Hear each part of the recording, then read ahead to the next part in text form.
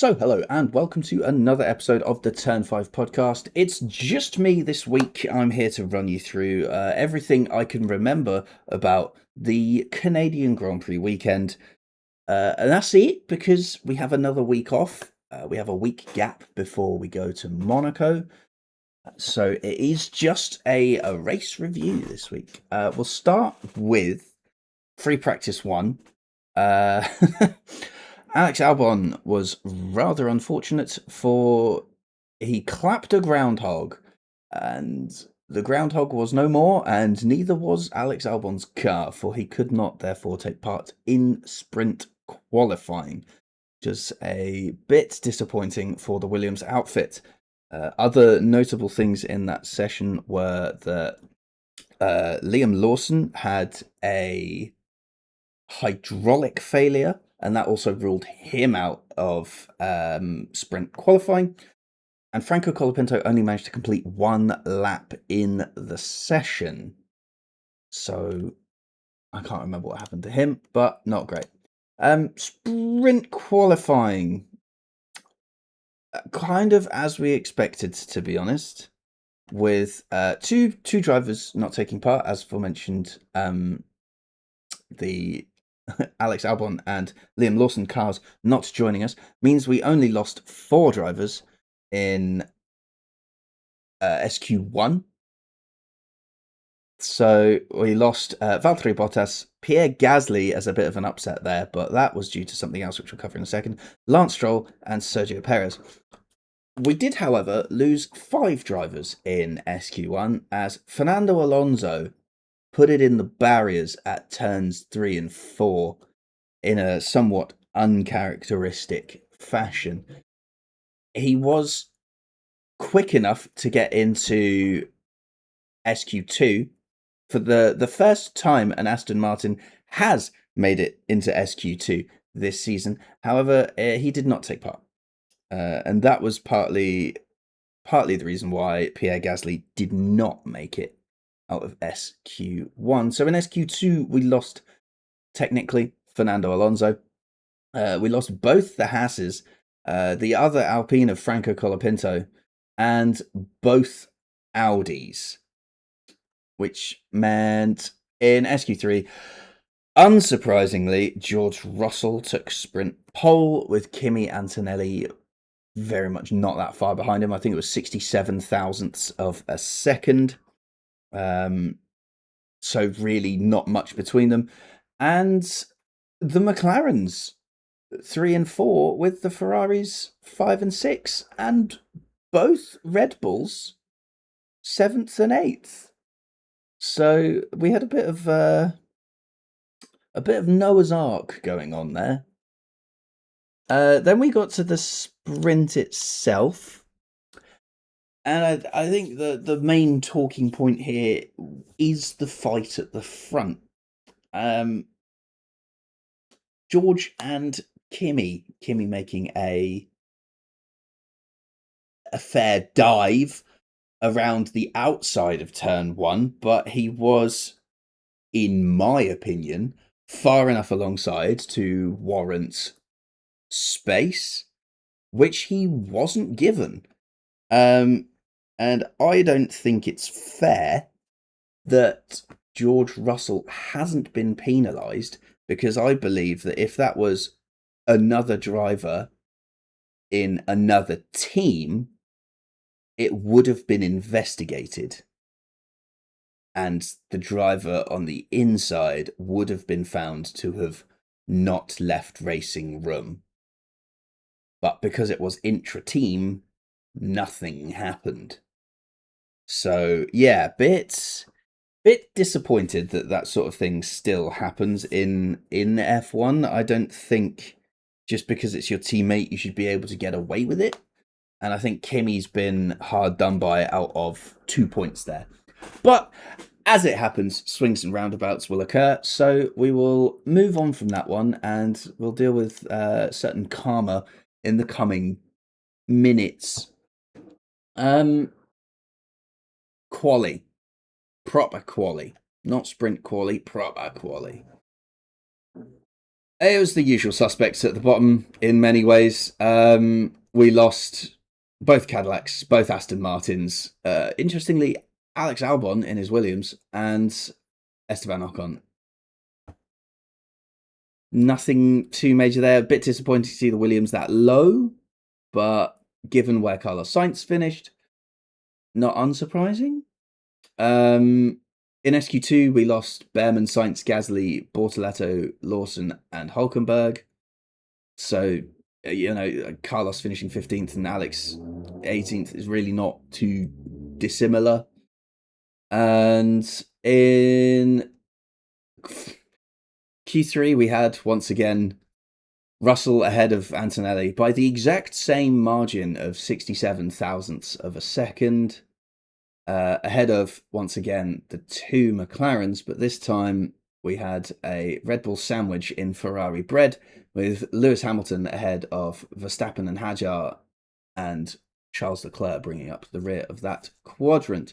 Arvid Lindblad once again making it to Q3, qualified 9th, and Franco Colapinto making it to Q3, and he qualified 10th.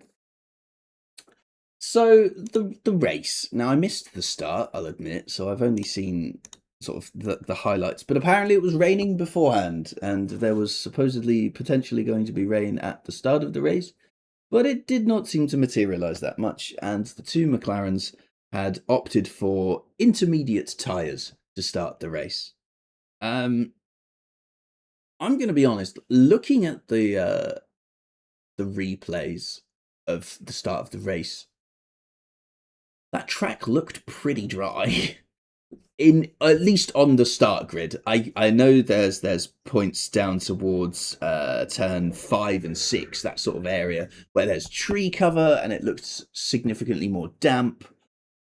But there was still a line that was dry, and I think hindsight is 2020 and everything, but I think that was 100% not the call to be making there. Unless you think that there's going to be a lot more rain to re-wet that section of the rest of the track, then yeah, one corner being a bit damp does not intermediate tires make. You need a lot of damp circuit for the intermediates to be worthwhile. I mean, it did work off the line. Lando did get the jump, but having to pit at the end of lap 2 kind of scuppered the rest of that, and then for the rest of the race he was fighting his way through traffic until a point in which something in his gearbox broke because it sounded like he had a bag of bolts in the back and then pulled off. So no luck there. And Oscar Piastri, in his bid to fight through the traffic, absolutely dive bombed the crap out of Alex Albon and took him out of the race on lap 11, lap 12, somewhere around there. And Oscar rightly received a 10-second time penalty for that one. I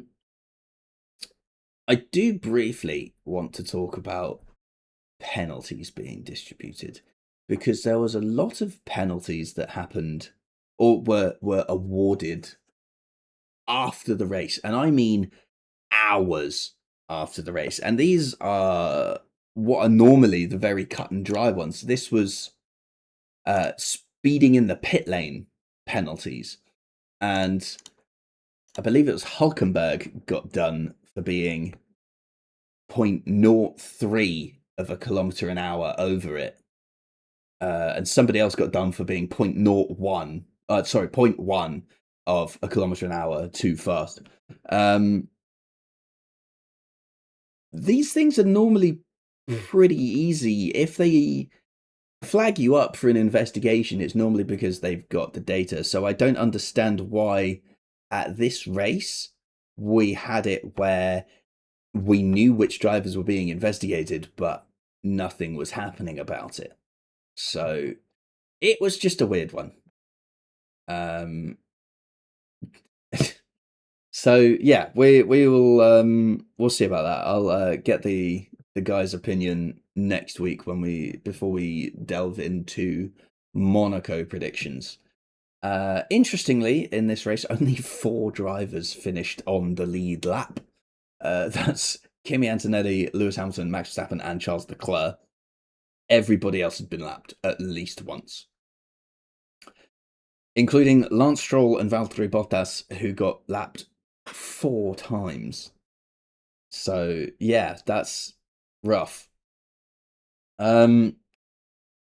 Also in the race, we lost Arvid Lindblad on the start line due to some kind of gearbox issue. He said it wouldn't go in gear. We lost Fernando Alonso. I can't remember why we lost him. We lost George Russell for a mechanical failure, and George has been fined 5,000 euros, suspended for 12 months after throwing his headrest onto the track. But yeah, swings and roundabouts. You play dirty, and the gods decide to smite your engine. So there it is. Then we lost Lando Norris, who just pulled over at the hairpin, tucked his car behind the barrier, so there were no problems. And then a lap later, we lost Sergio Perez with suspension issues. I don't know if he'd hit something earlier, but when he stood on the brakes to come into the pits, his front right wishbone just snapped. So that was interesting. I think Lando was transmission, because he was driving along fine and then it was just not revving anymore. It was revving but not getting any juice going anymore. So we lost 6 drivers from the race this time. Well, 5 from the race and 1 from the starting grid, I suppose. Points for Behrman, Sainz, Gasly, Lawson, Colapinto, Hajar, Leclerc. Podium, 3rd place for Max Verstappen. Lewis Hamilton got 2nd in his Ferrari. And Kimi Antonelli became the first driver in F1 history to win his first 4 Grand Prix back-to-back. He is pulling away at the front. He is on 131 points, with George Russell in 2nd place on 88. Now, hilariously, George Russell has come out and said, the championship is Kimi's to lose. My brother in Christ, it's round 5. Get a grip. It's a 22 race calendar.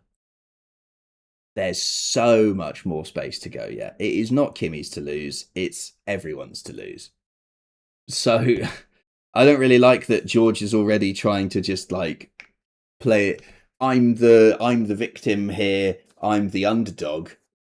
No, Kimi's the underdog because he's the one that's in his 2nd season. You're the seasoned veteran. You're supposed to be the lead driver in the team, and you're having your ass handed to you by a 19-year-old. So it's, yeah, I don't really like George's attitude this weekend. It was, he's showing that he is not capable of fighting a fair fight at the front. But that was something we already knew from the way he just turns in on other drivers. Was there anything else that happened in the race? I don't know. I can't remember. Oh, Hajar got a nice 10-second penalty for moving under braking. So yeah, can't do that, Hajar.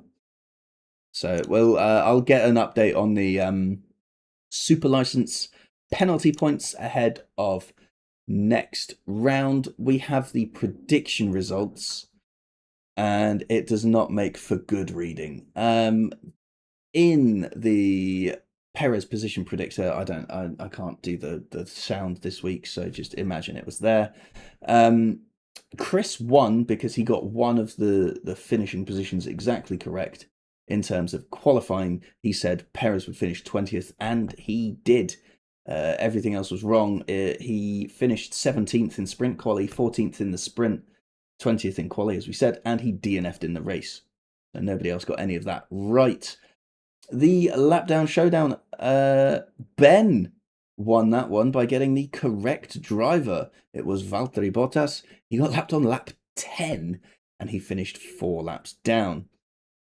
Bold predictions. I was the only one to not get my bold prediction this week. I said there'd be 2 safety car in the Grand Prix.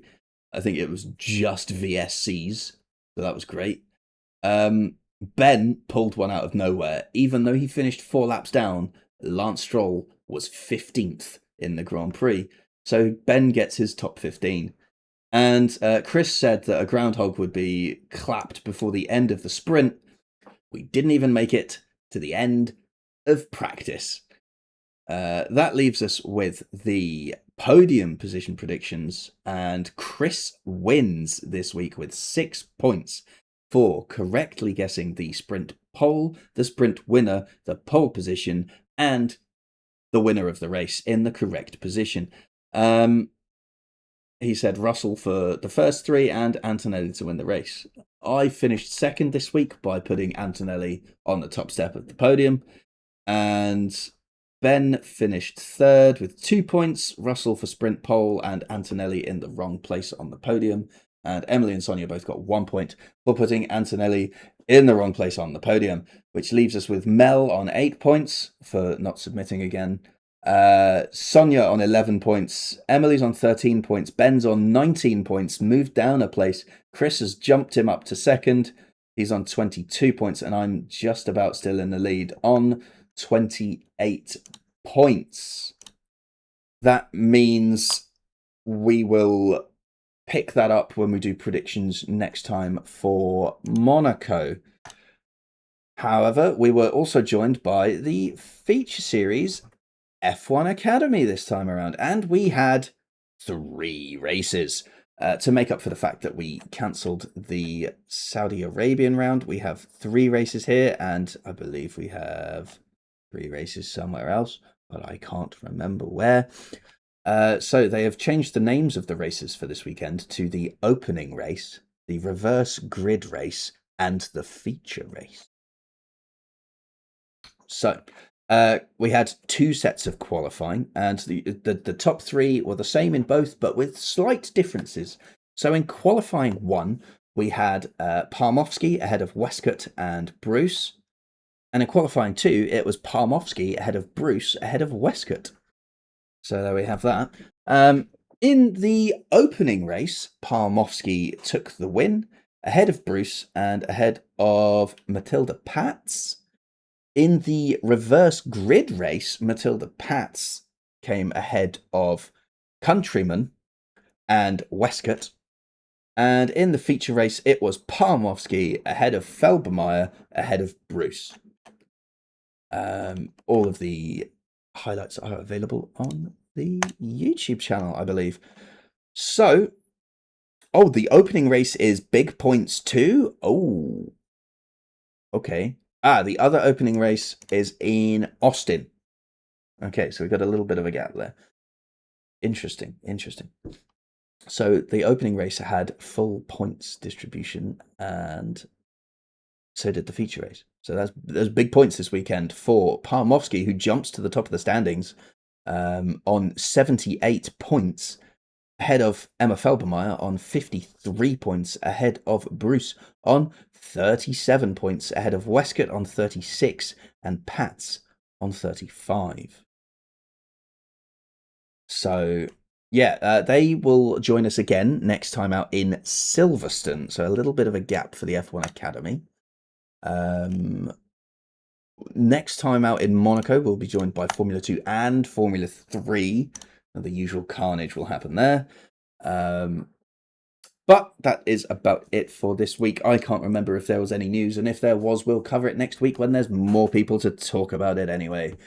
I've been your host, Richard. This has been the Turn 5 podcast. Thank you for listening and or watching, and goodbye.